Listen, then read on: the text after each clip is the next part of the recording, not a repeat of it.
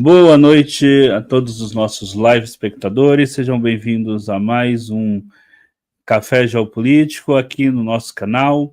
E hoje nós vamos falar sobre a Ucrânia. Já faz um tempinho, né, que a gente não fala sobre a Ucrânia, afinal de contas tem sido bastante agitado o mundo ultimamente. O Trump não dá oportunidade da gente falar sobre mais nada, a não ser ele ou quando ele está falando sobre a Ucrânia, né, ou tá ali com o Putin.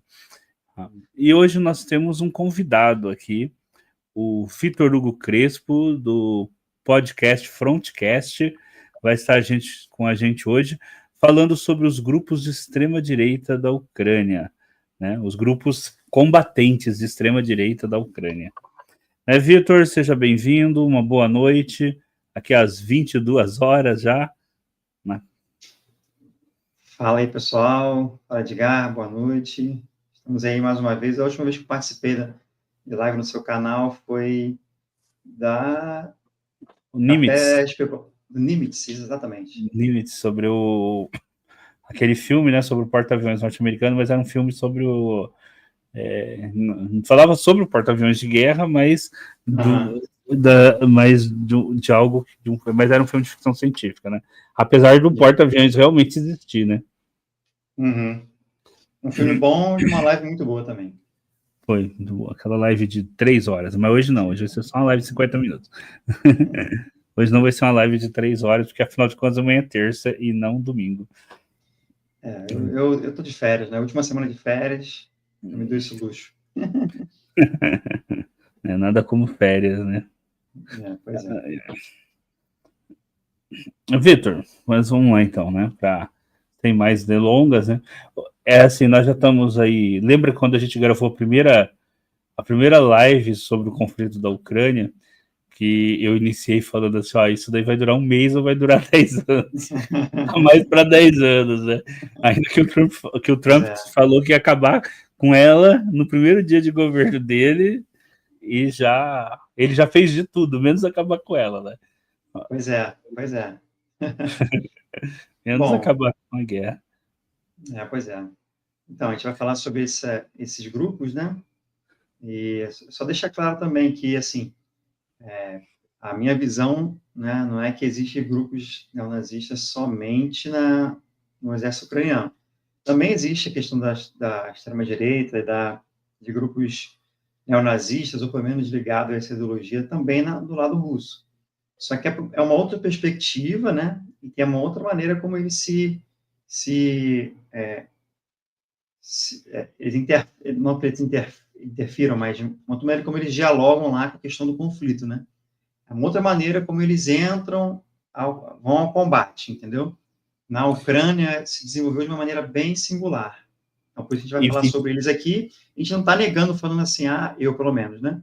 Minha visão, a Ucrânia é um exército nazista, né? Não, existem pessoas que não são nazistas, que não são neonazistas, não são de extrema-direita. Né? Inclusive, tem setores da extrema esquerda lutando também, né? Só para a gente... Esse é o foco da live hoje, né? Não é uma afirmação que isso é absoluto. Não é generalizar, né? Falar que todo mundo é de extrema-direita, né? Porque, afinal de contas, é um país... Por exemplo, o nosso país, por exemplo, se fosse atacado numa guerra, ia ter até pessoas de extrema-direita, até extrema-esquerda que iria lutar também, né, na guerra. Assim. Então, não é generalizando, né? Exatamente. Inclusive, a gente pode até outro dia falar sobre o pessoal da esquerda e extrema-esquerda lutando lá, né? Aí seria bacana, porque assim, não vi nenhum material de ninguém falando sobre isso em lugar nenhum. O pessoal só coloca mais a questão da extrema-direita ucraniana, né? Inclusive, essa semana agora faleceu, né? Morreu em combate um militante anarquista, né? Região de Kharkiv, se não me engano. Então, houve um incidente lá que no funeral dele, né? Fizeram uma homenagem para ele numa praça, a Praça da Independência, se não me engano, de Kiev. E um voluntário russo que luta pelos ucranianos foi lá falar alguma coisa sobre a sexualidade do rapaz, né? Então, rolou uma confusão. Então, assim, existe sim, né? extrema esquerda lutando, esquerda, sociais-democratas, mas a gente pode falar isso em outro momento. E lembrando assim, também, é só uma coisa assim, antes da gente começar, de você começar, que os russos, no caso, assim, é muita gente aqui no Brasil, mas o Putin não é de esquerda e o governo Putin passa longe de ser um governo de esquerda. O Putin não é, o Putin é um governo conservador, né, de cunho cristão ortodoxo, conservador pra caramba, né? Não é um governo progressista, não é um governo de esquerda, né? Não é só porque o Putin era da KGB que é um governo de esquerda, tá? E a relação dele com as perspectivas da antiga União Soviética é muito mais uma relação de que era um grande domínio russo, do Império Russo, mas não da perspectiva de vamos voltar lá, ter porque a gente é de esquerda, né? Inclusive, no parlamento, a oposição ao partido do Putin, que acho que é Pátria, alguma coisa Pátria, a oposição é o Partido Comunista, né? E assim, o que eu analiso do Putin, né, e do partido dele, das pessoas próximas a ele, é que ele quer reviver uma glória da Rússia, principalmente calcada ali no Império Russo, czarista, né? E também um pouco da União Soviética, mas como você falou, não a questão do socialismo ali de Estado. Ideológica, né, do socialismo. Ideológico. Mas a questão do poder da grande nação, porque o motor da União Soviética era a Rússia, né? Então, assim, tanto que você vê muitos soldados, né, muitas unidades avançando com insígnias da União Soviética, ou com a bandeira da União Soviética, de um momento específico, não porque eles estão lutando por isso, mas, voltando, né, é uma forma de mostrar para o inimigo, né, para os ucranianos, poder, né, aquele poder do passado que conquistou, vai conquistar de novo, né. A questão da glória nacional, né, da grande potência, o lugar de direito da mãe Rússia como potência, né? Como potência, como a maior potência terrestre do globo, né? Exato. Vamos lá, quer que coloque o mapa aqui? Já? Só antes de colocar... pode colocar o mapa. Assim, eu vou iniciar a fala, né? Para a gente falar da extrema-direita hoje, né, na Rússia, na Ucrânia, né? As unidades combatentes ou combatentes avulsos, né, de extrema-direita, a gente tem que falar de 2014, né? Do Maidan. Né? Quando ocorreu, né, lá o presidente pró-Rússia, né, o presidente pró-Rússia, que não queria que a Ucrânia se juntasse à Europa, né, a União Europeia. Houve uma revolta nas ruas, né, e grupos, alguns já existiam como militantes, né, esses grupos eles começaram a enfrentar as forças da polícia, as forças do governo, né, lá na praça, lá no famoso Maidan, né, acho que o pessoal já deve conhecer, o seu público. Não vou falar muito, só vou resumir, né, então, pode colocar o slide aí.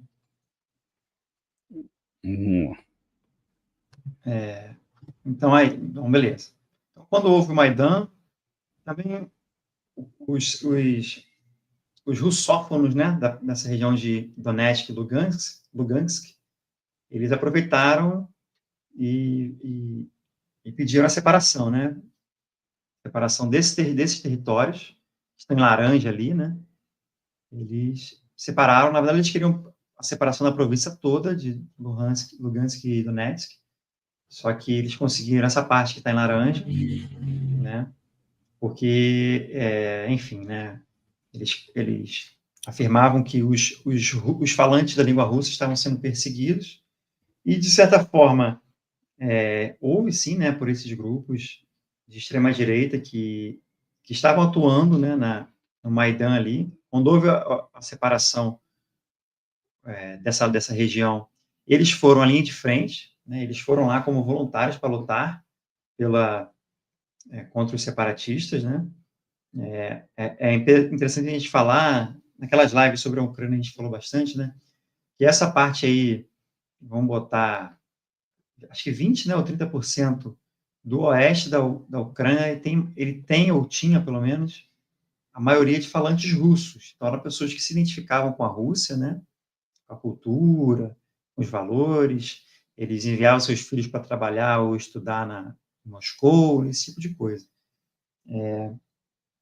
E os nacionalistas ucranianos tinham uma rusga com essas pessoas, com esses falantes russos, uma rusga meio abafada, né, ali, durante algum tempo, principalmente depois da queda do Muro de Berlim, né, com o fim da União Soviética. Esses nacionalistas, eles têm um problema com a Rússia desde o século XX, antes, mas vamos levar só até o século XX, né, que é quando vamos fazer um recorte apenas da União Soviética, né, para não ir muito longe, não ficar muito grande,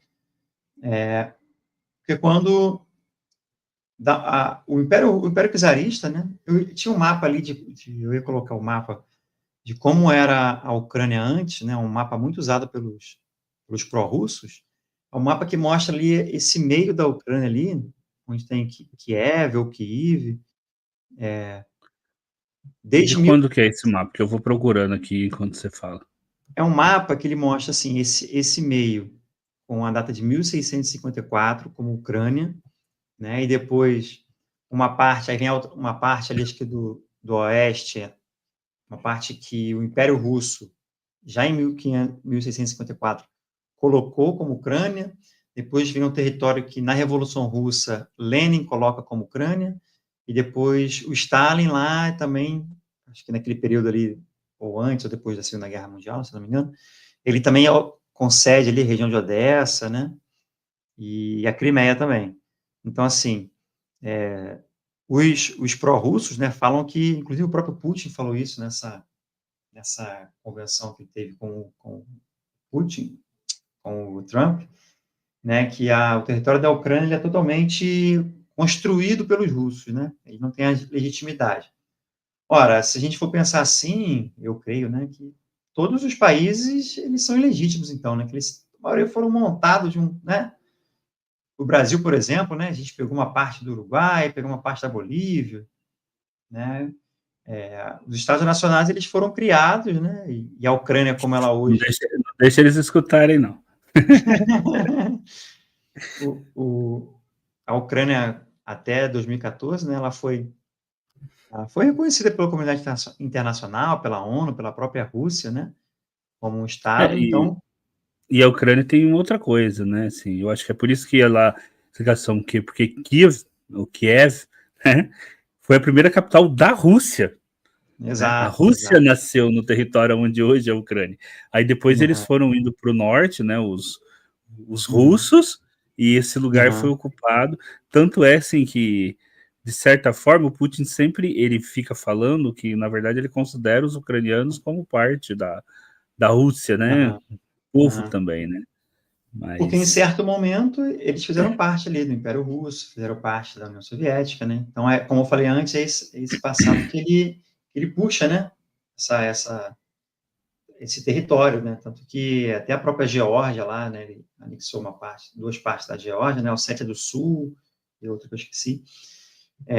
Só que, assim, aí entra uma outra questão, né? Tanto o Império Russo quanto a União Soviética, eles, estrategicamente, eles levavam colonos para as regiões ocupadas, né? Então, ali, como nessa parte que eu falei, né?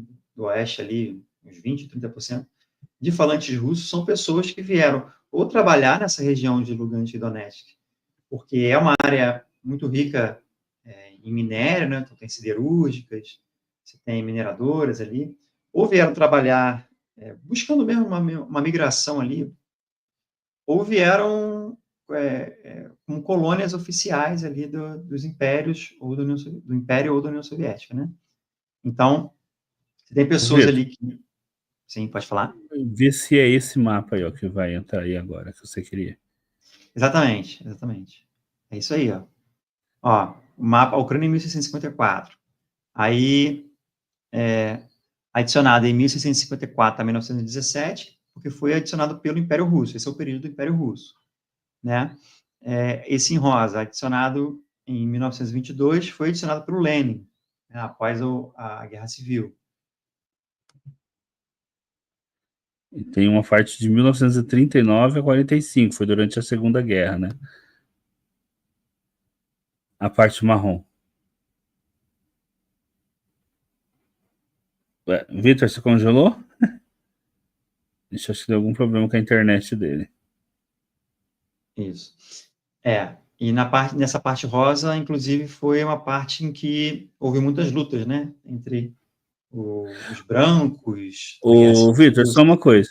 Eu não sei se você percebeu, mas por um tempinho você ficou congelado. Se você estava Sim. falando, não saiu. Não, eu dei uma pausa aqui para Tá. até eu retornar aqui a telinha. Tá. Então, o que eu estava falando é justamente isso, que nessa parte rosa ali é uma parte que foi disputada ali na Guerra Civil Russa, né? Houveram muitos combates ali com os brancos, até verdes também, se não me engano, com o exército do Máquino, né? O exército negro. A parte marrom, como você falou, foi o Stalin que colocou. E depois, se não me engano, Nikita Khrushchev, se não me engano, colocou a Crimeia ali como Ucrânia também. Porque a Ucrânia era uma república soviética, né? Isso. Bom, é isso. Então, É, aí em 2000... Crimeia que, assim, até... Porque assim, os russos jamais perderiam a Crimeia, né? Porque a Crimeia é muito importante para os russos, né? Por causa da base, né? Da base marítima de Sebastopol. Sebastopol. Inclusive, eu estava lendo um livro esses dias, lendo não, né? Ouvindo, né? Um audiolivro do Tolstói. Acho que foi o primeiro livro que ele lançou, em que ele narra o conflito lá da Crimeia, né? É muito Eu tenho interessante. esse livro. Antes dele escrever Guerra e Paz, antes dos escritos políticos dele, ele escreveu. É bem legal. Bom, mas aí entra, como eu ia falar, né, antes de você fazer o outro mapa, existe uma questão também, que é tudo muito delicado ali na Ucrânia, né? A ONU, ela tem a questão da autodeterminação dos povos. Então, se você se identifica como uma nação, com uma língua, né, com um território, você tem lá o direito de pedir, né, que ou que você seja anexado a um território, ou que você seja um país independente, né? E foi justamente usando esses princípios que os separatistas tentaram sair ali da Ucrânia, né? E ao mesmo tempo, ali em 2014 também, a Rússia anexou a Crimeia. Então foi um ano muito explosivo, literalmente, né? A Rússia, ela apoiou os separatistas, não enviou tropas diretamente, mas se fala, né, que ali que começou a questão do grupo Wagner, que foram enviadas pessoas já com experiência de combate ali via essa companhia militar, né, para dar assessoria militar, né, treinamento para as milícias, né? Inclusive lutaram brasileiros lá. Um brasileiro. Boa noite, Carlos. Um brasileiro ainda consta lá consta, né? Ainda luta lá, que é o Rodolfo Magaiva, que na guerra ele foi a milícia, né? As milícias de Luhansk e Donetsk, elas foram incorporadas ao exército russo. Inclusive esse Magaiva ele foi elevado a tenente, né? Ele luta desde 2014 lá com os separatistas. Mas enfim, então o que ocorre, né? Esses grupos, pode passar aí o próximo, deixa eu ver se eu consigo passar aqui. Consigo.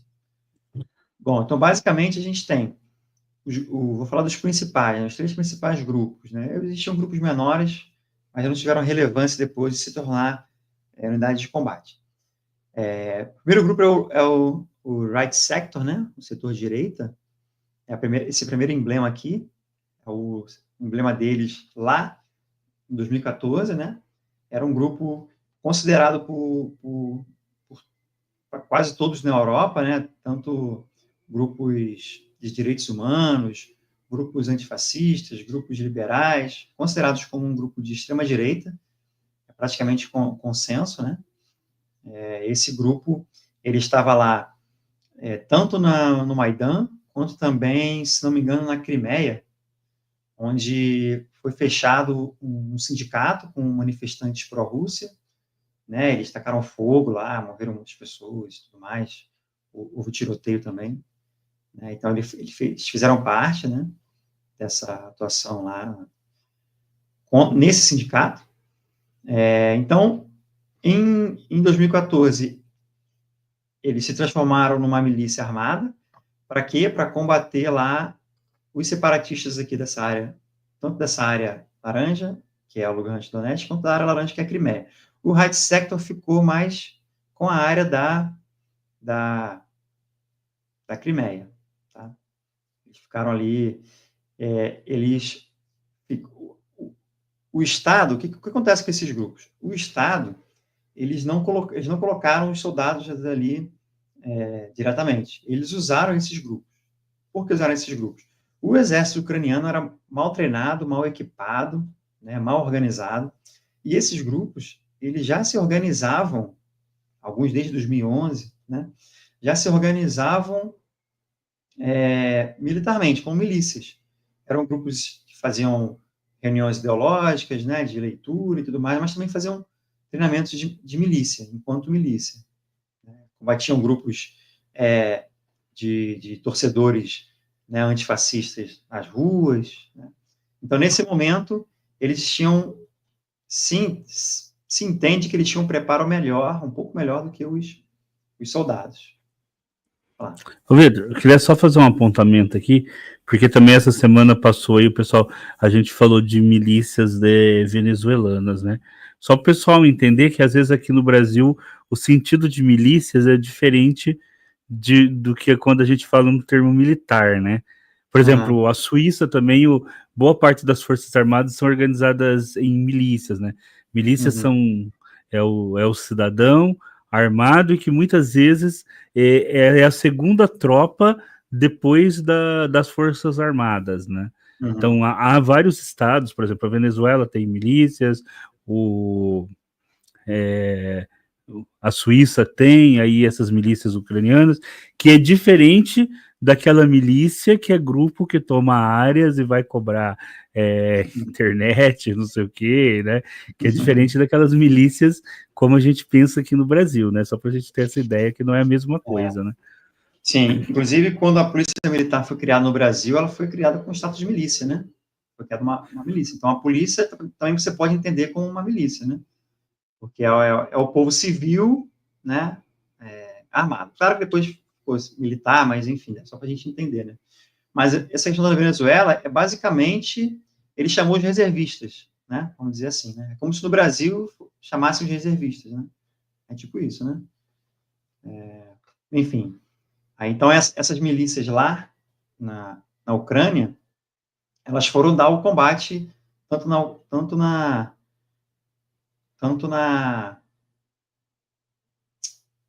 Crimeia quanto lá nos territórios separatistas, né?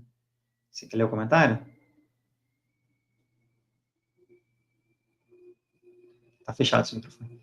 Eu estava com o microfone fechado. Não teve ninguém preocupado com esse pessoal armado mais bem treinado que o exército. Não, até porque as lideranças desses grupos estavam no parlamento, entendeu?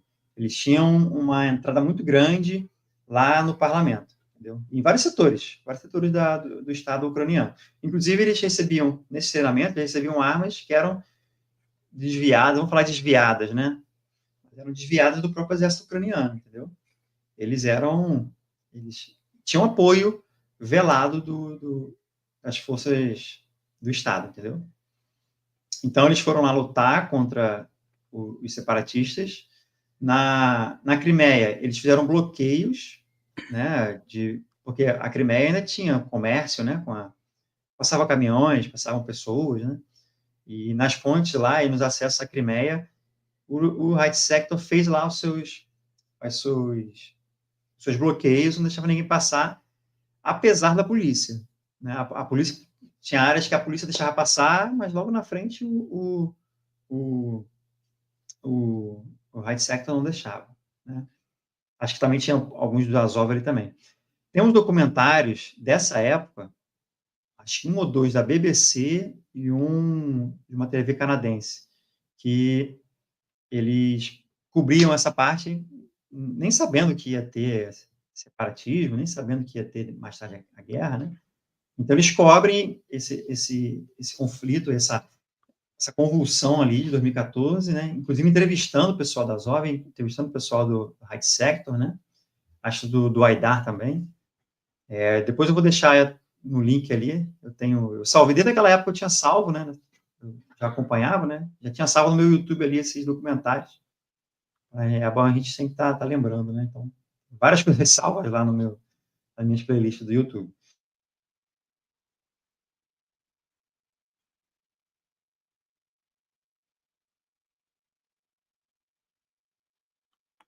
Vitor?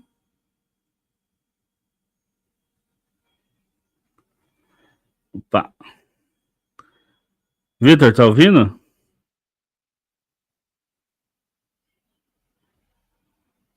Deixa eu ver aqui.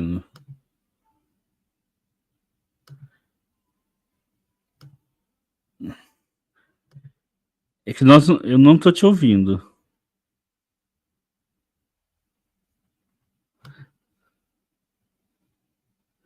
Ele me mandou uma mensagem aqui, pessoal. Ele tá dando uma arrumada ali. Tá com um probleminha.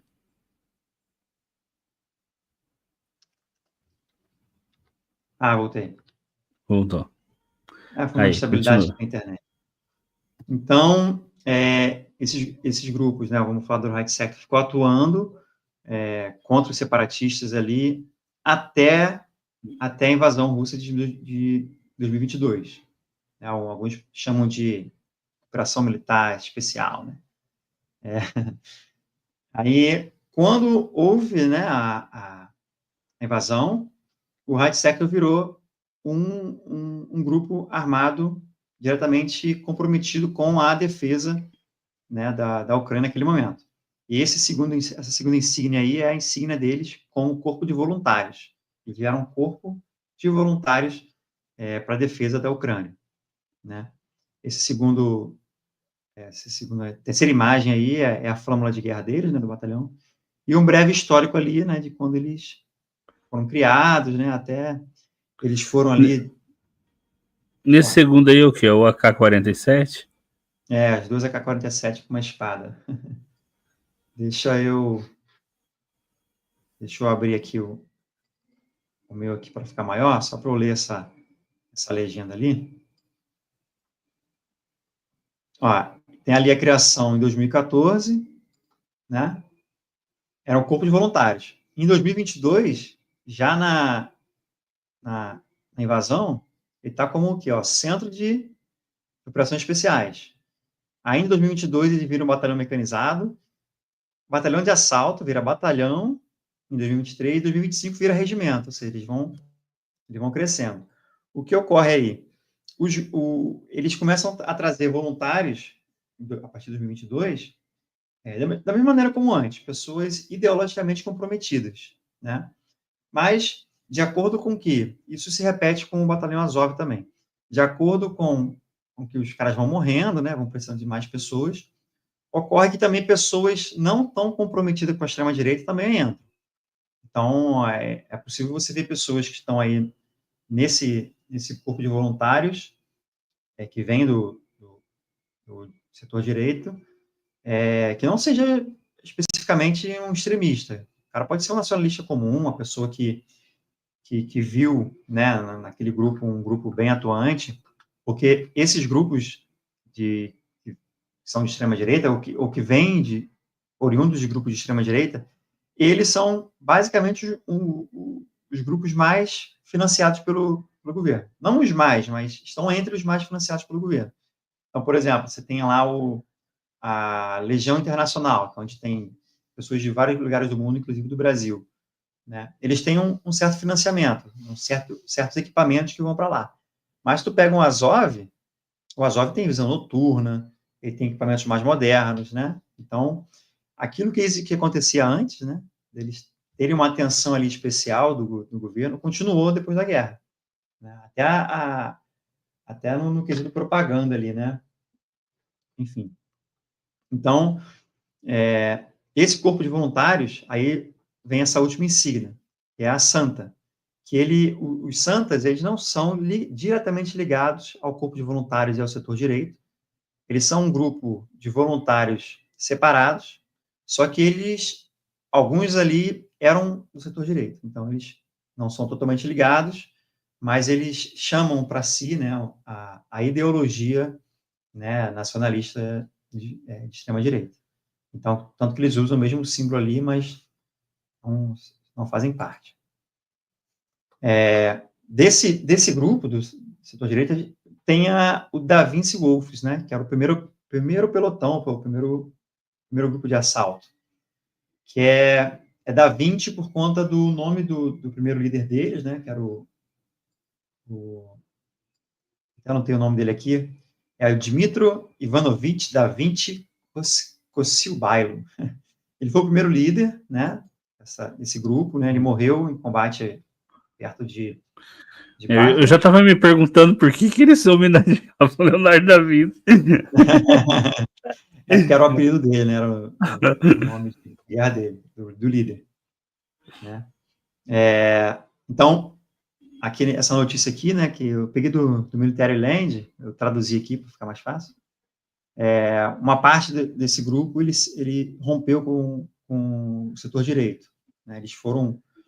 eu não sei como é que funciona bem essa dinâmica dentro do exército ucraniano, mas eles saíram desse batalhão lá, desse corpo de voluntários e foram para outro grupo. Não sei como, não sei se chega lá, bate na porta de um outro grupamento, de outro batalhão, a gente quer entrar, não sei como é que é isso lá.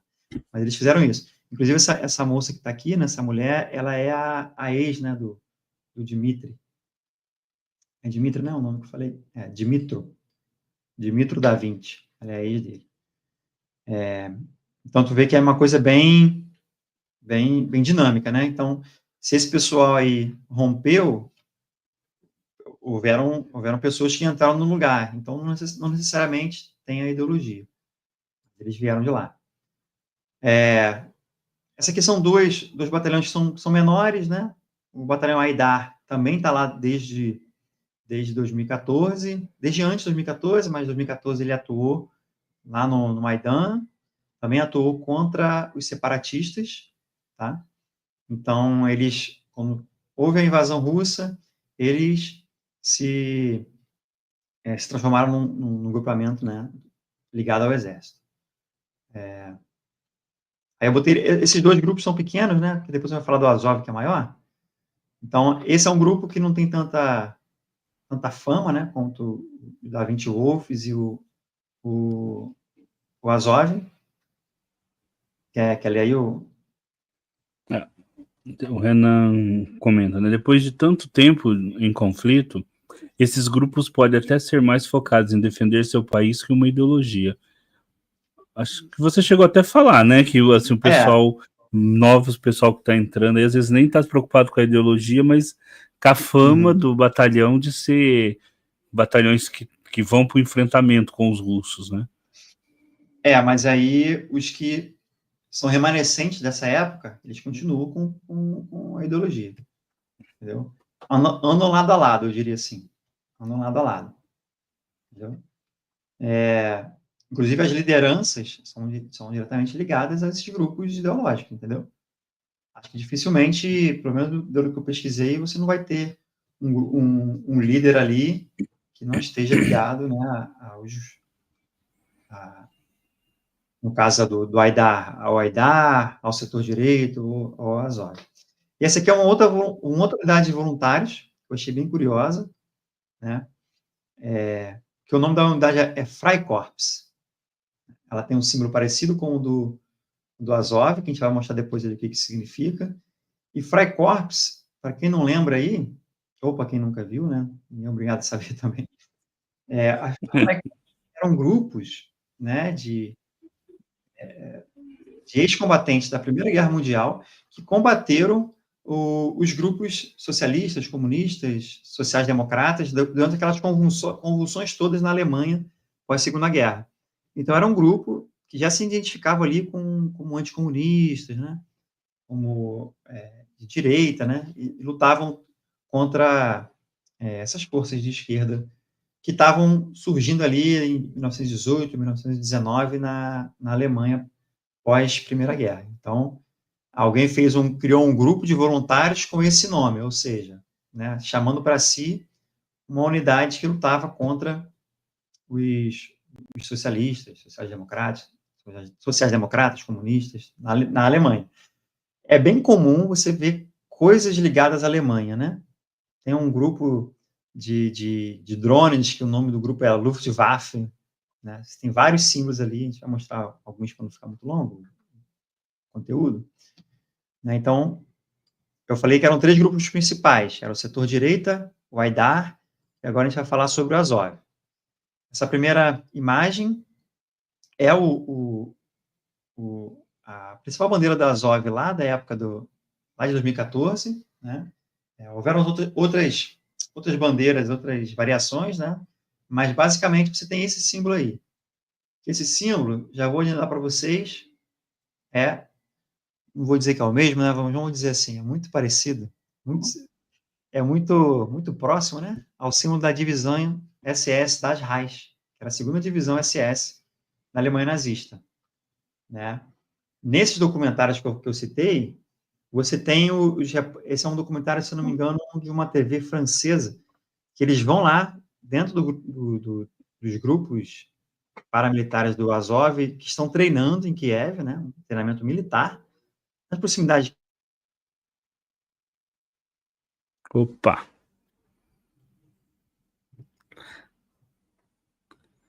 Travou lá um. Deixa eu ver se. Só um minuto, pessoal. Deixa eu entrar em contato com o Vitor. Tá. O Vitor já mandou uma mensagem, ele vai esperar ele vai reiniciar ali a internet dele para poder continuar. Bom, então, vocês aguardem aí um minutinho. Enquanto o Vitor tá para voltar, essa tarde, pessoal, eu fiz uma live também, que tá aí disponível, né, para assistir, falando sobre astronáutica. Quem gostar, tiver interesse sobre astronáutica, em um momento da live, inclusive, eu mostro o teste, né, o vídeo com o teste, tá, com um vídeo com teste que os chineses estão fazendo com a nave que eles vão pousar na Lua, tá bom? O Vitor voltou, vamos continuar. Vitor? Sim. Então, eu estava falando da similaridade ali, para não dizer que é exatamente a mesma coisa, né? Do símbolo do batalhão Azov com o batalhão das Reich, a divisão das Reich alemã, lá a divisão da SS. E no documentário que eu estava falando, o repórter entra lá e começa a perguntar para as pessoas, né? Então, eram pessoas ali nitidamente neonazistas, né? Nitidamente ali, tinham que o apelido dele era Adolf. Por que esse apelido? Por conta do meu mestre, do meu líder. Aí passa alguém e fala assim, tio, silêncio, silêncio. Aí ninguém mais fala nada, sabe? Assim, já era um grupo neonazista ali, né? Assumidamente neonazista. E o Azov teve uma importância muito grande no combate aos separatistas lá de Luhansk e Donetsk, né? Esse segundo símbolo, também do Azov ali, você também vê, além desse símbolo das Reich, você vê o tridente ucraniano, que é um símbolo histórico da Ucrânia, né? É um símbolo que já vi algumas pessoas tentarem associar ao nazismo e tal, mas é um símbolo que vem lá da Idade Média, né? Então, é um símbolo nacional mesmo. E por trás você vê ali um sol negro, que também é atribuído aos grupos, né, neonazistas, né? Os grupos neonazistas, na verdade, advogam esse símbolo para si, né? Essa terceira insígnia, né, é a flâmula deles de batalha, né?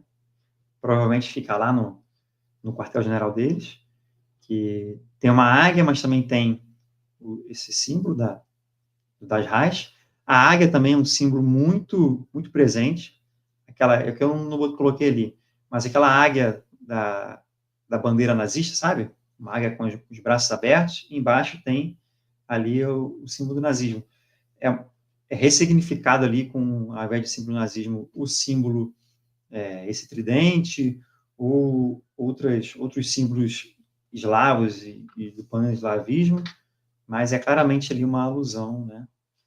E aqui uma breve históricozinho também, né? Que eu também peguei lá do Military Land, né? Ele era um corpo em 2014, virou batalhão, virou regimento e agora virou brigada a partir de 2023. Então, para você ver da maneira como eles foram crescendo, né? Eu lembro que a gente chegou a comentar, o Edgar, que acho que em 2022, antes da invasão, né? A gente chegou a falar alguma coisa sobre isso e tinha uma reportagem em que o líder do Azov dizia que 10% do seu pessoal era assumidamente neonazista, né? Então, assim, se você for contar os que não se assumem, né?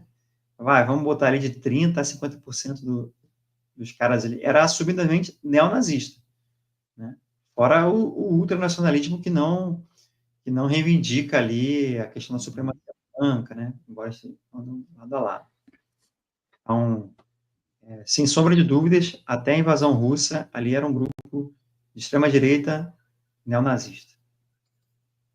Aí, né, os símbolos que a gente vê muito ali, né, que é esse da divisão SS das Reich, que a gente vê principalmente no Azov, mas em outros grupos menores também são vistos, em companhias, em unidades de combate, né, à medida em que os russos invadiram, né, foram ampliando as unidades de combate, ampliando os batalhões. Então, esses pequenos grupos ligados, né, claro, ao exército ucraniano, eles foram pegando para si, criando suas insígnias, criando seus símbolos, né? E esse grupo aqui é constantemente visto, esse símbolo, né? Constantemente visto, nem só o Azov. Essa caveira com ossos cruzados por trás da caveira também costumo ver em algumas postagens. Inclusive, eu ia colocar aqui, mas para não ficar muita coisa, em 2023, o Ministério da Defesa ucraniano... Eu tenho a imagem aqui, você posso depois pegar e botar ela só a imagem dela. Em 2023, o Ministério da Defesa ucraniano, ele colocou uma imagem, deixa eu ver se eu acho ela aqui, de um soldado descansando na trincheira, né? Aí ela fala que uma coisa assim, uma postagem com uma fala normal, né? Todo mundo merece um descanso, uma coisa do tipo. Só que era um soldado com esse símbolo aqui da divisão Totenkopf no peito, assim. Né? Então, gerou uma certa polêmica lá, depois eles apagaram. Deixa eu ver aqui se eu consigo achar. Aqui, deixa eu salvar a imagem aqui. Era isso, né? Tá tão enraizado, né, que você vê o governo não combate, né? É por isso que, como eu falo, é um limiar, é um limite muito, uma linha muito tênue, né, entre você dizer que o Estado ucraniano é nazista e você dizer que não tem envolvimento algum, né? Tem ali alguma coisa, sabe? Eu queria mandar a imagem para cá, mas eu não consigo. Só se eu ocupar arquivo de imagem. Assim consigo. Você tem o link da imagem? Não, eu mandei para cá, não sei se vai chegar. Mandei aí. Essa daqui? Essa é a postagem, né? Você pode ver aí que embaixo dele ali tem um símbolo. Vou mandar esse arquivo.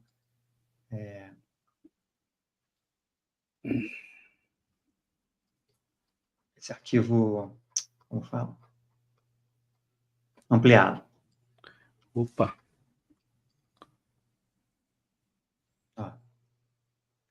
Bem no bolso, na pochete. Tipo uma pochete, né, na frente dele. Envia a imagem aí, se você puder colocar. Esse daqui. Esse símbolo aí. Que é um patch que é vendido no eBay, pra você ter uma noção. dentre outros, né? Esses pets que eles usam, são vários símbolos, né? A gente pode depois falar mais sobre esses símbolos. Esses pets são vendidos pela internet, o cara que vai para lá, ele compra, sabe? Muitos brasileiros têm um símbolo que é a cobra fumando da Segunda Guerra, os brasileiros que estão lá na Ucrânia estão usando esse símbolo também. E esse terceiro símbolo, pode botar o slide lá, por favor. Aí eu vou mostrar o terceiro símbolo,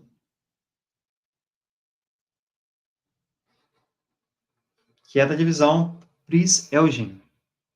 Não sei como é que é a tradução. Também, não só o símbolo é usado em divisões e grupos de combate, unidades e companhias, mas também as suas variações, né? Entre outros. Eu trouxe só alguns para a gente exemplificar. Então, basicamente, esses grupos eles eram milícias apoiadas pelo governo, pois eles tinham infiltração no governo, no parlamento, nos ministérios, né? O setor direita, ele tem um braço político, o Azov tem um braço político também, né? Tem um braço armado e um braço político.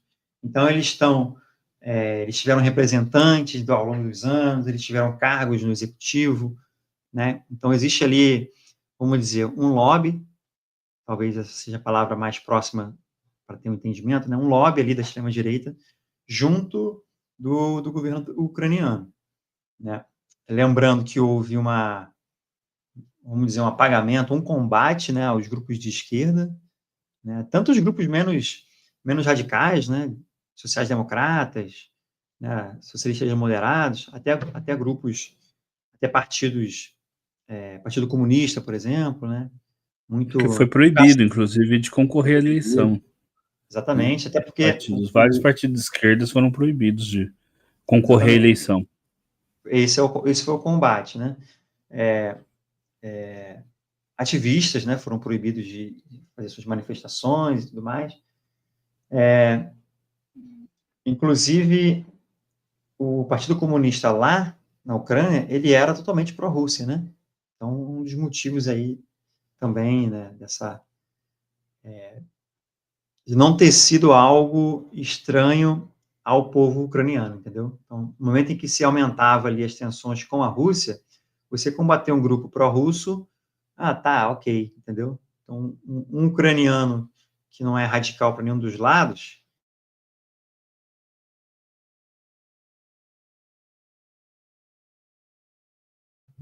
Vitor? Acho que a internet dele travou de novo. Deixa eu ver aqui. Novamente. Travou, acontece. Pessoal, ele travou, o Vitor já volta aí para terminar, para fazer a apresentação dele, né? Isso acontece, né, gente? Ao vivo tem essa questão, né? Às vezes a internet não coopera, né? Então, mas aí lembrando, tá, que hoje à tarde nós gravamos uma live, o assunto era astronáutica, então depois assistam esse vídeo também, é legal. Nós falamos de questão da astronáutica na China, principalmente, com a busca dos chineses aí para alcançar a Lua. Voltou? Voltei. O engraçado é que eu cada no pouco que você cai, eu faço o jabá de um vídeo. Tá certo. É assim mesmo. Engraçado é que cai a minha imagem aí da sala, né? Mas eu consigo te ouvir, estou vendo a sala do StreamYard todinha. E te Vai saber, né? É. Tem hora que a gente não entende o que ocorre, né? Pois é. Bom, mas enfim, você falou, né, da proibição, e é interessante falar que nessa época, ainda entre 2014 e 2022, no Brasil, alguns grupos começaram a falar sobre isso, né? Sobre ter que ucranizar o Brasil. Inclusive tem aqui, ó, uma questão dessa aqui. Deixa eu colocar aqui essa questão, ó. Fêmea e polêmica sobre as escolas na Ucrânia. Zambelli e Sarah Winter espalhando essa visão ucraniana de feminismo. E depois uma guinada para a direita, uma semente dessa ideologia de direita no BR. Já comentando, né? Sim, exatamente. A Sarah Winter, ela fez um treinamento, vamos dizer assim, né, com o FEMEN lá na Ucrânia. Então, ela era totalmente alinhada a esse pensamento da extrema-direita lá, desse feminismo. Eu conheço um pouco disso, mas pelo que eu li na época, né, parece que foi uma infiltração, né, eles meio que se infiltraram no movimento feminista, né, que é sabido por todos, majoritariamente de esquerda, ou pelo menos liberal, né. Então, não só ela, teve um cidadão também, não vou falar o nome dele aqui, mas ele era um instrutor militar, né, de grupos de segurança, para não dizer mercenários, né, mas era um instrutor militar de grupos de segurança pela Europa, e ele, nessa época ele estava na Ucrânia, né, ele era ligado a esses grupos, ele prestava serviços para o exército ucraniano, né, quando estourou a guerra, e ele tinha vindo em manifestações no Brasil, com a bandeira, aquela preta e vermelha do nacionalismo ucraniano, gritando que vamos ucranizar o Brasil, nós vamos ucranizar o Brasil. Esse cara saiu na Folha, saiu no Globo, né? Então, esse cara retornou para a Ucrânia e ele estava recebendo os primeiros brasileiros que se voluntariaram lá para lutar a favor da Ucrânia, né? Então, é um cara totalmente ideológico, né, nessa questão da extrema-direita. Inclusive, esses primeiros caras, eu cheguei a acompanhar, né, até algumas lives dele, ele falava sobre preparar essa galera, né, o pessoal ter um preparo para no futuro ter alguma coisa no Brasil. Ele tinha essa deixa, né, então, bom, eu não tenho visto ele mais, não tenho falado, eu acompanho, né, eu acompanho, assim, tanto os combatentes brasileiros na Ucrânia, quanto os na Rússia, né. Tem muitos caras na Rússia também, né, lutando lá. E esse Alex Silva, falei o nome dele, né? Tem um tempo que eu não vejo ele, nem ninguém falando sobre ele, então acho que ele continuou lá pelos bastidores, ele nunca foi combatente, né? Ele sempre foi um cara mais do treinamento, né? Ele deve estar lá ocupado com o treinamento lá. Mas, então é isso. Então, a pergunta, né, foi sobre estarem ligados? Sim, totalmente ligados. Circulou na época, acho que há 1 ou 2 anos atrás, uma bandeira, né, de um voluntário brasileiro que era um grupo neonazista. Qual é o nome? Aí eu tenho aqui. Só um minuto que eu tenho ele aqui. Peraí. Posso te mandar aqui. Misanthropic Division Brasil. Era um voluntário ucraniano com essa. Deixa eu botar aqui para você colocar. Era uma postagem, até uma postagem de um grupo fora aqui do Brasil, que, se não me engano, um grupo chamado Ar Noir. Noir, tipo NOI, sabe? NOIR. Deixa eu só salvar aqui e te mandar aqui para você colocar. Então, o que se consta, o que se entende, né, que tinha algum brasileiro ligado diretamente ali a esse Misanthropic Division, que é um grupo neonazista, né? Então, assim, os voluntários brasileiros, só para falar também, a gente não pode dizer também que são todos neonazistas, né? Eu coloquei aí, pode colocar, por favor, a imagem.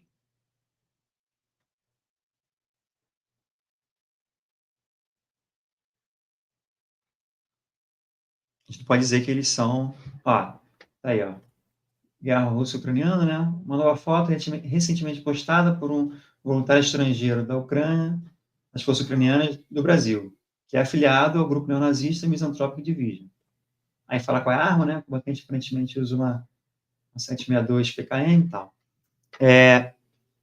Então, assim, não é injusto a gente falar também que todos os voluntários brasileiros são neonazistas, né? Ali você tem, na sua maioria ali, se identificam como direita, né? São anti-PT, anti-Lula, essas coisas que a gente conhece, mas dizer que são neonazistas já é um exagero. Tem alguns ali, sim. Tem alguns que falam ali que estão combatendo o comunismo, né, que estão matando comunistas. Eles falam sério, tá? Então, foram lá combater comunistas. Mas tem muitos que são só, assim... Eu vi um vídeo de um voluntário ucraniano, ele diz que a maioria dos brasileiros que foram lutar pela Ucrânia tinham situações no Brasil e foram meio que para esquecer. Ou depressão, ou brigou com a mulher, sabe? Um ou outro foi pelo dinheiro, né? Mas a maioria ali é que já tinha um sonho de estar combatendo, né? Esses caras que acompanham muito guerra, assim, né? Que gostam de... já foram fuzileiros navais, soldados do exército, e viram ali uma forma de entrar em combate, e juntou com algum problema que tinha familiar, né? E foram para lá.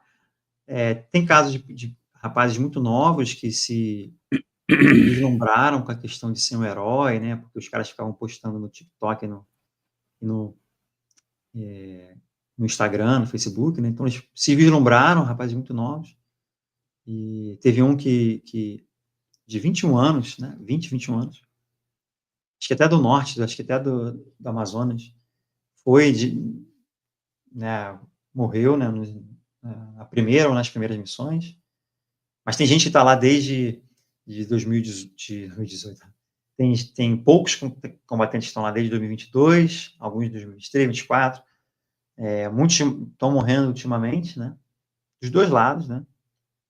Dos dois lados estão morrendo brasileiros ultimamente, porque o que eu estou percebendo, o que eu li também, né, em alguns lugares, é que, assim, os russos perderam muitos blindados no início, né? E agora eles estavam deixando os blindados um pouco, né? Vamos falar no popular, né? Juntando blindados para uma nova ofensiva que vai chegar. Enquanto isso, eles estavam fazendo operações de Storm, que fala, né? Stormtrooper, né? Que é tropas que vão invadir as trincheiras inimigas. Só que isso aí a gente vai falar sobre... Já estamos 57 minutos, é bom a gente falar sobre isso quando a gente for falar ou sobre os grupos neonazistas na Rússia, ou quando a gente for falar dos combatentes brasileiros na Rússia. Aí a gente pode entrar nessa discussão. Inclusive, tem uma pessoa aqui que fez um comentário, nem vou ler o nome, né?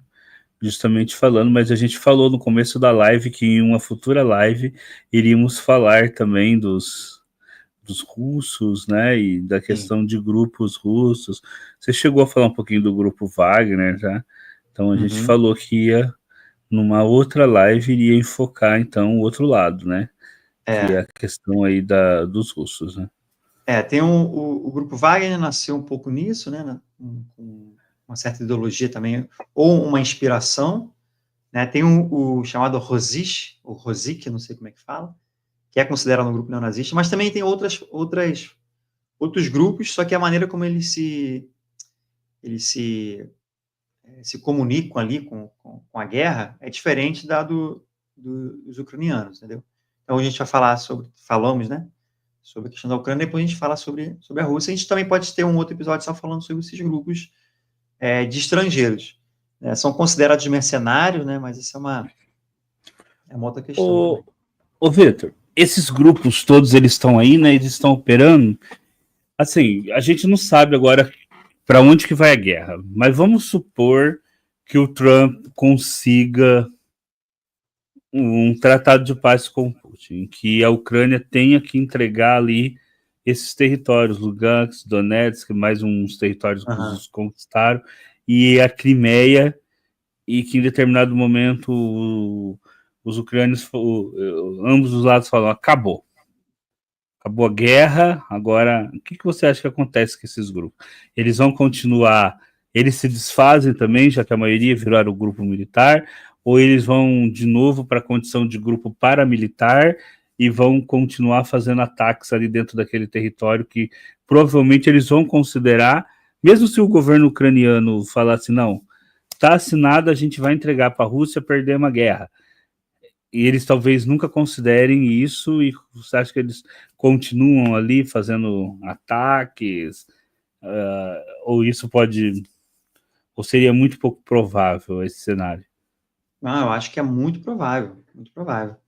Porque, assim, eles têm como missão, né? É a missão deles, inclusive para a Europa, né?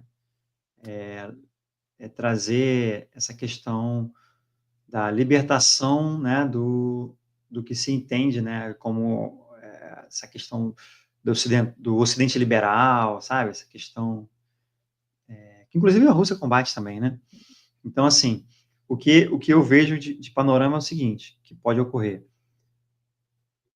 Cessar fogo, a Ucrânia cede Uhum. uma parte de Luhansk e Donetsk ali, a gente sabe que é uma área muito rica, né, por isso que a Ucrânia não quer deixar, que vai ceder uma área, Sempre tem foi, né? De carvão, minérios. gás, minério de ferro, carvão, se não me engano, bauxita, níquel, acho que cobre também, tem a tal das terras raras também.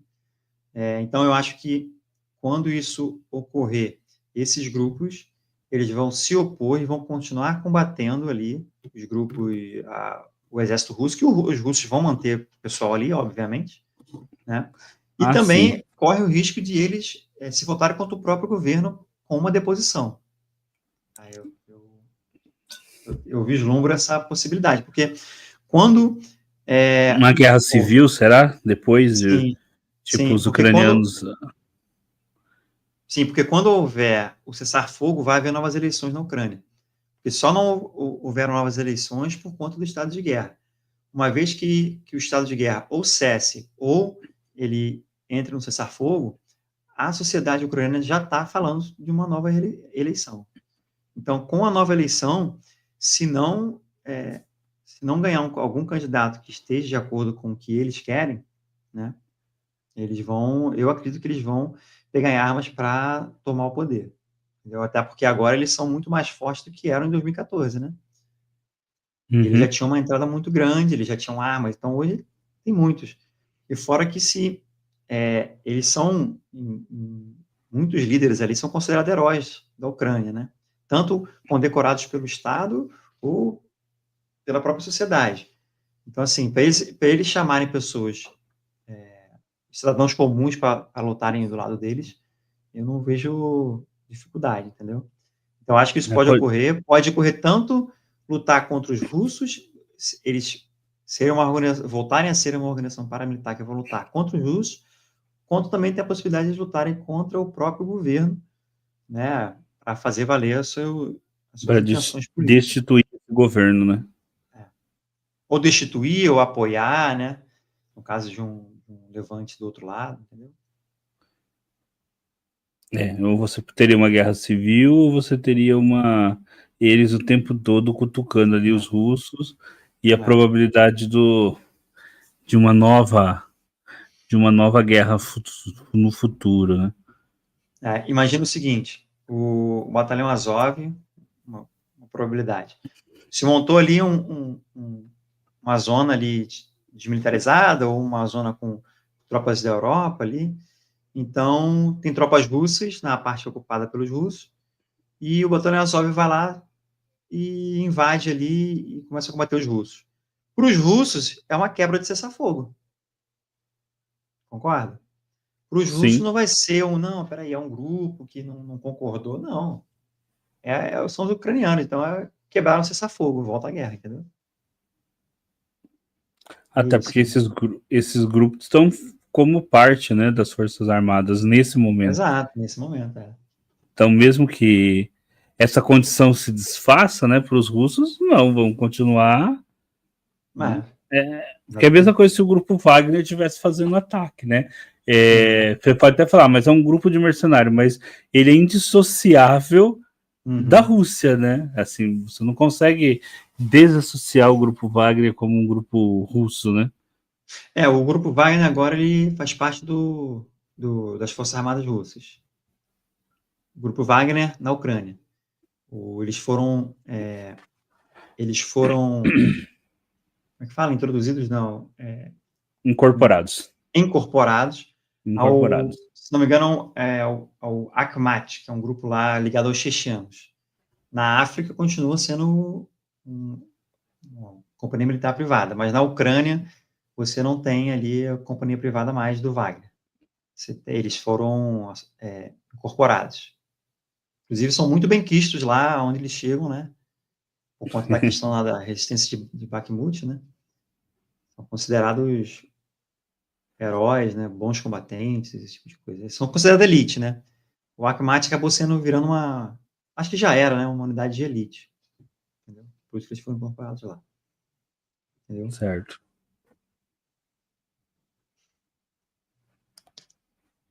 Isso? Acho que só isso. Deu tempo, mais ou menos. Se fosse Não, live de 3 horas, eu ia hora. trazer mais coisas, mas se fosse live de não, é melhor ficção fazer 2, científica, 3, né? A gente faz 2, 3 depois. O pessoal mostrou curiosidade também pela questão dos grupos da Rússia, né? Então a gente pode fazer mais 2, 3. Semana que vem a gente faz uma outra, e na outra a gente vai.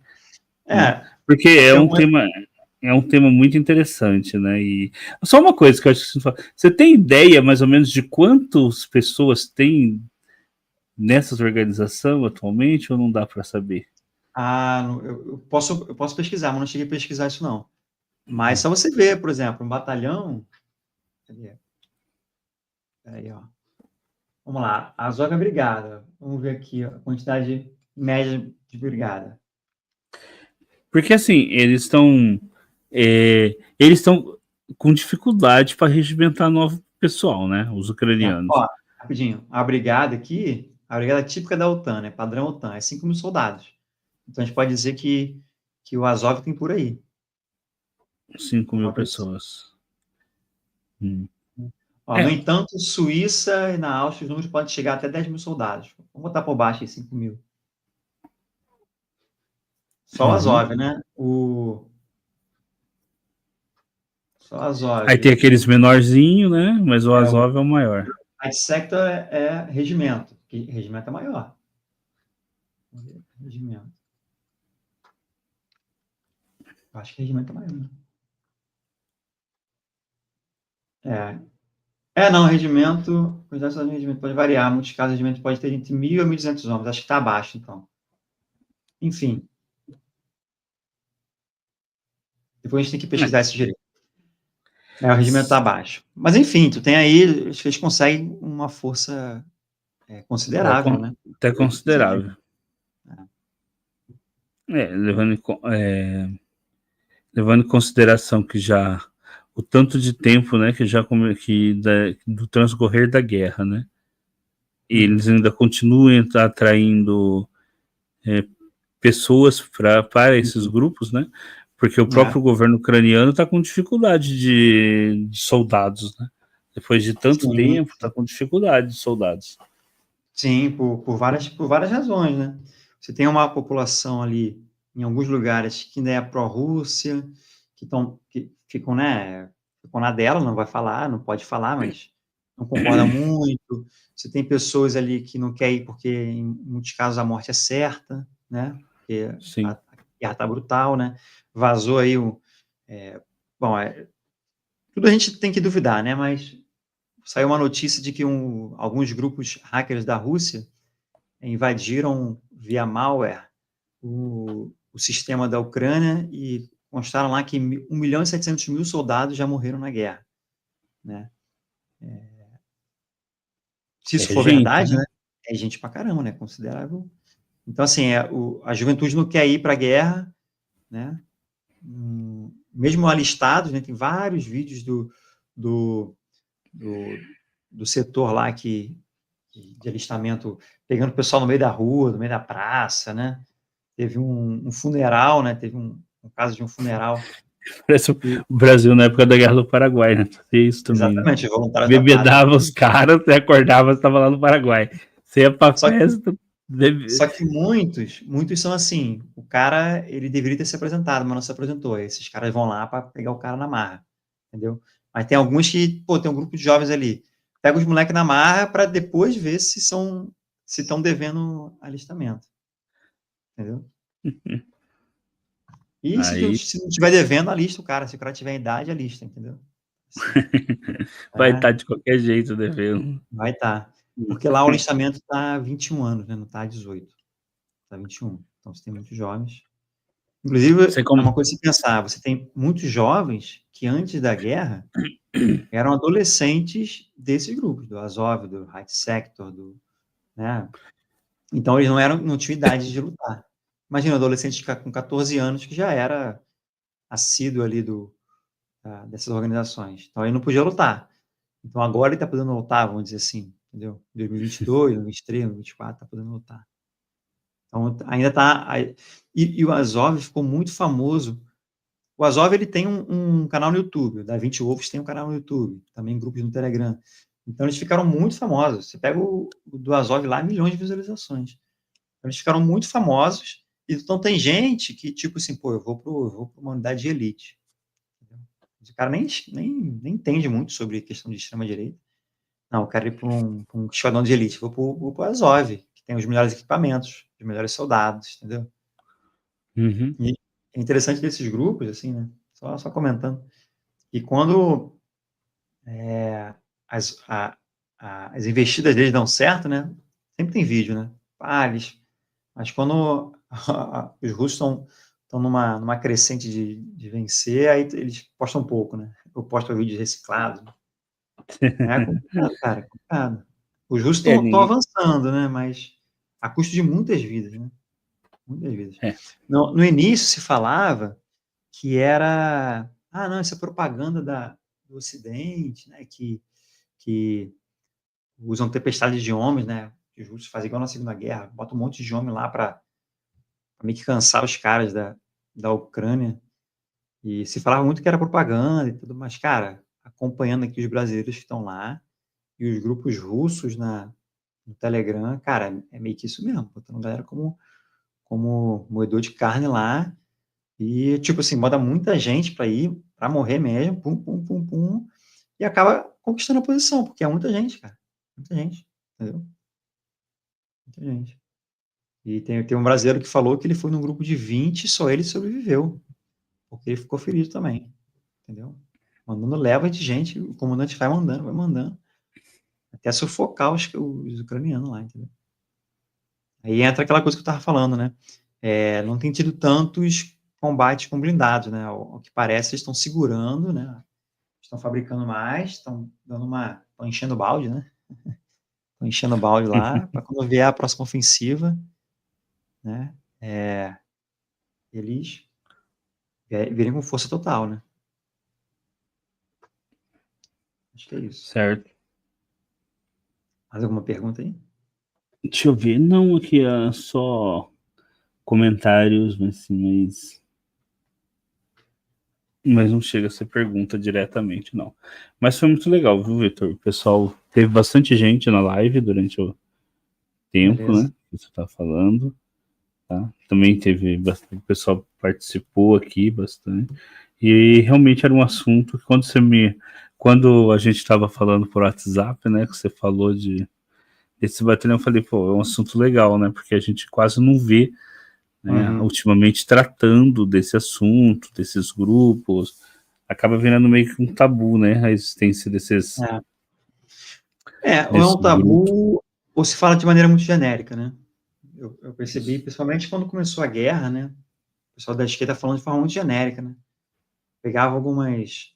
e às vezes é até injusto, né? Com algumas pessoas lá que estão... Às vezes o cara tá lutando lá pelo país dele e tal. É injusto também chamar o cara, às vezes, de neonazista, né? Então, É, eu vi que o pessoal da esquerda deu uma generalizada, sabe? Ah, o exército nazista e tal.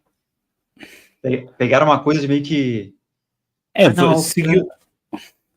Na verdade, o Marcos Valério disse que fez uma pergunta aí, sim, mas eu não tô vendo, Marcos.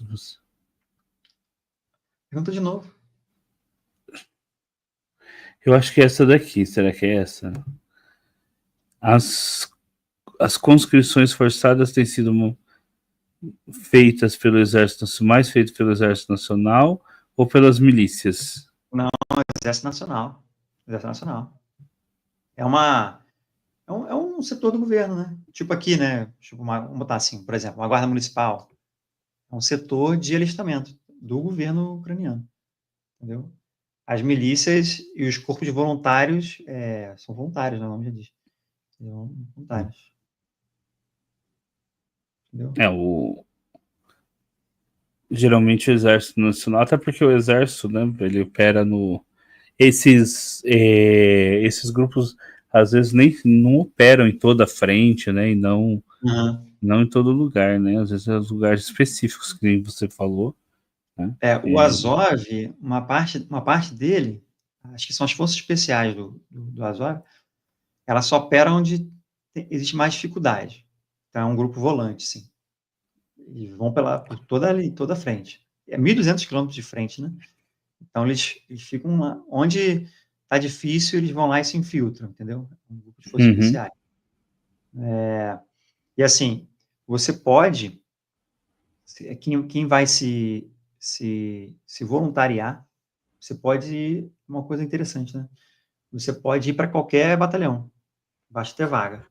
Tu chega lá como voluntário no alistamento e fala, quero ir para o batalhão tal. Claro que existem algumas regras. Por exemplo, o batalhão Azov dizem que não aceitam estrangeiros. Né?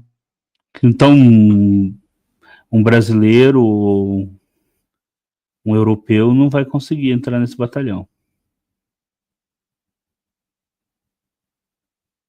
Vitor? Travou.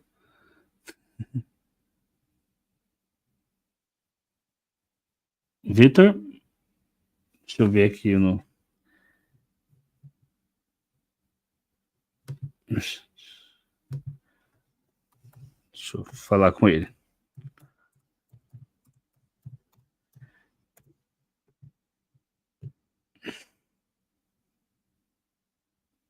Deixa eu tirar do... para ver se melhora. Aí. Vamos ver se sim.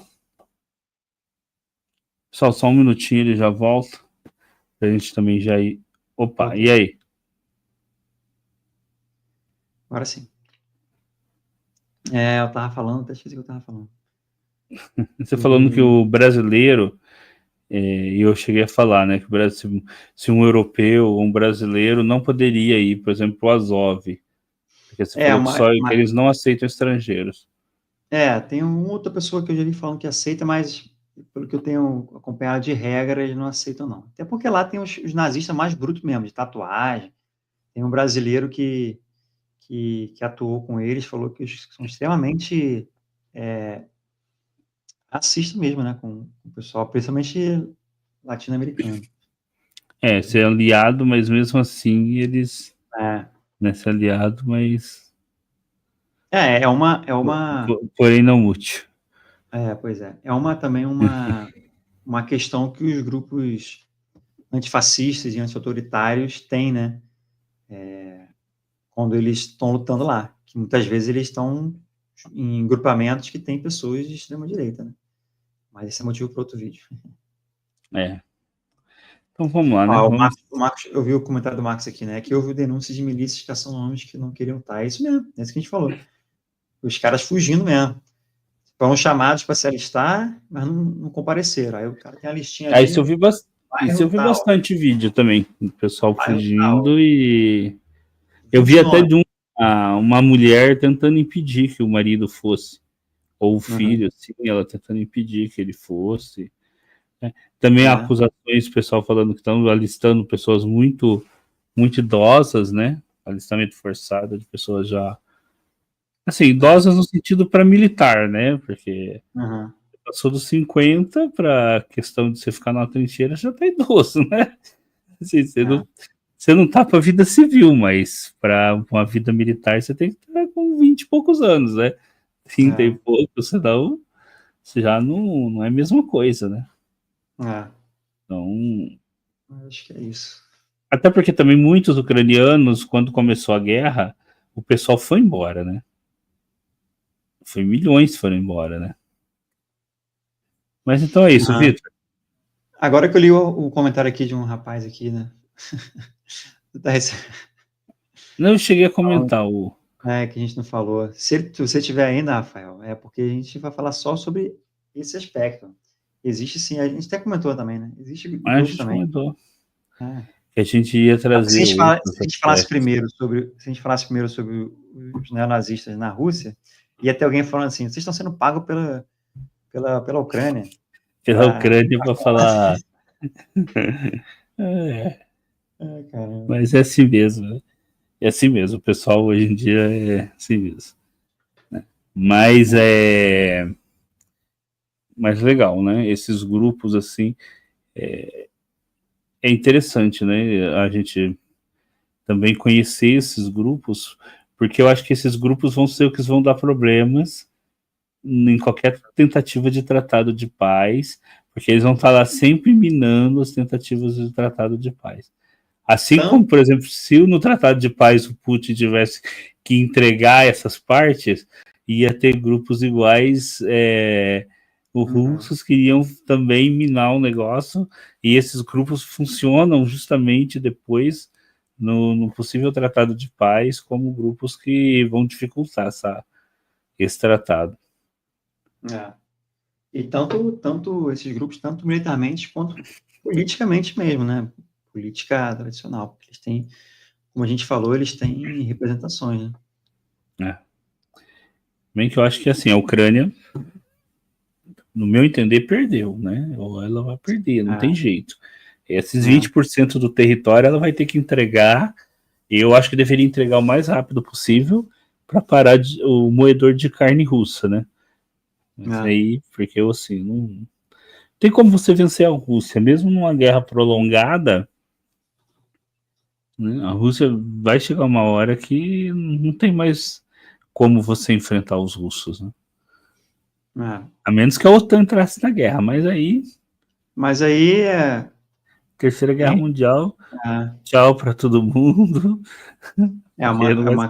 uma questão que a gente pode falar mais para frente também, é a questão do Báltico ali, né? Dos Bálticos, dos países bálticos, da ilha de Gotland, da Suécia, que está no meio ali do caminho da saída russa de São Petersburgo para, Mas eu não para acho que os Leningrado. russos, depois dessa experiência na Ucrânia, o Putin vai tentar qualquer tipo de expansão para além do. Até por. Eu acho que não vai. Até porque depois todos os outros países são da OTAN, né? É. Aí o único que não era se tornou depois da invasão da Ucrânia. Uhum. Que era, os que não eram ali eram o quê? Finlândia e Suécia, que eram neutros. O cara Aliás, entrando aqui para falar de Suécia. CPI do INSS. Vamos lá. E, Vitor, mais alguma coisa? Esse tá recebendo. Mais alguma coisa, Vitor, que você. Não, só isso, só isso. Isso é isso. Então, pessoal, agradeço muito o Vitor por estar aqui com a gente. Tá? Aí já a live falando desse assunto tão interessante. Eu mesmo, que quando o Vitor falou, eu falei assim, eu mesmo gostaria de saber um pouco mais, que eu acompanho bastante a guerra, né? A gente fala aqui toda semana da guerra, mas não acompanho esses grupos especificamente. Eu não sou muito de acompanhar com mais intensidade esses grupos. Então foi bem legal. Né? Agradeço o Vitor estar aqui com a gente. Espero que ele volte depois para falar também dos grupos russos, né? Para poder ter essa equalização aí, o pessoal gosta, né, ter essa equalização.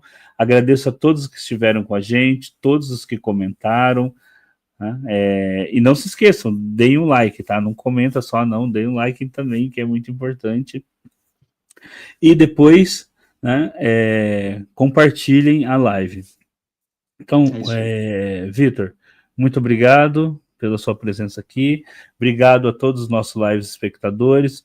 Boa noite a todos. A gente se vê aqui amanhã no canal com mais vídeos, tá? Sobre geopolítica e outros assuntos relacionados à ciência ou ficção científica e filosofia. Tchau, pessoal. Boa noite a todos. Que Até mais. amanhã é dia de trabalho, né? Menos por Vitor que está de férias. Última semana, última semana.